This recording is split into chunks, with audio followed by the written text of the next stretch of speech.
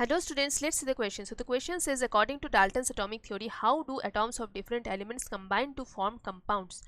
तो डाल्टन के atomic theory में कई सारे पॉस्टुलेट है, वहाँ से एक पॉस्टुलेट ये भी कहते हैं कि जो एलिमेंट्स के एटॉम्स है वो कंबाइन होकर कंपाउंड बनाएंगे, लेकिन कैसे? चलो समझते हैं। ऑप्शन ए में है रैंडमली। क्या रैंडमली कोई भी एलिमेंट के एटॉम किसी भी रेशियो में एक दूसरे के साथ मिल जाते हैं और कंपाउंड बना लेते हैं? बिल्कुल नहीं, ऐसा नहीं होता है।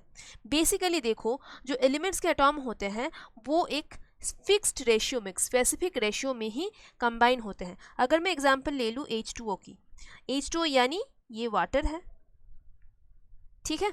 अब वाटर का आपको पता है कि हमेशा फॉर्मूला H2O ही रहना है, ठीक है ना। तो यहाँ आप देख सकते हो कि कितने सारे एटॉम्स हैं, 2 हाइड्रोजन एटॉम्स और 1 ऑक्सीजन एटॉम। हम जो वाटर का फॉर्मूला है वो कभी ऐसे नहीं लिखते हैं, H3O नहीं लिखते हैं, या फिर HO3 नहीं लिखते हैं, या फिर HO5 नहीं लिखते हैं। ये सारा सब कुछ गलत है, यानी कैसे भी रेशियो में हम एलिमेंट्स के एटॉम को जुड़ नहीं पाएंगे। एक फिक्स्ड रेशियो होगा तभी जाके ये जुड़ के ये पर्टिकुलर को ये कंपाउंड बनाएगा, है ना। तो वाटर बनाने के लिए हमें 2 हाइड्रोजन एटॉम्स ही चाहिए, साथ ही साथ 1 ऑक्सीजन एटॉम चाहिए।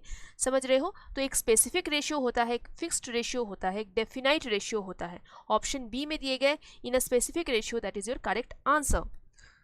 सो option B is your correct answer. C में है अनप्रेडिक्टेबली। अनप्रेडिक्टेबल नहीं है, इसको हम डेफिनेटली प्रिडिक्ट कर पाते हैं, क्योंकि अगर हमें फॉर्मूला पता है तो डेफिनेटली हमें पता है कि कौन से एलिमेंट का एटॉम कितने नंबर में है ना। So this is also incorrect.